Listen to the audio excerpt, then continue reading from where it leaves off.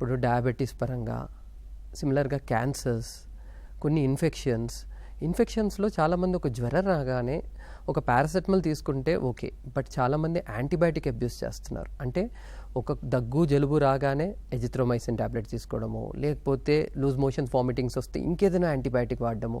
ఈ antibiotic abuse అది వైరలా బ్యాక్టీరియలా, అసలు ఇన్ఫెక్షన్ కాదా లేదా అని తెలియక ముందే దాన్ని తీసుకోవడం జరుగుతుంది. సో వీటి వల్ల మెయిన్గా ఏంటంటే ఈ ఆర్గనిజం సూపర్ రెసిస్టెంట్ ఆర్గనిజమ్స్, అంటే సూపర్ బగ్స్ అంటారు.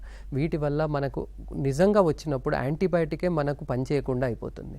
అలానే కొందరు డయాబెటీస్, హైపర్ టెన్షన్లో చిన్నపాటి ఇంటి చిట్కాలు పాటిస్తున్నారు.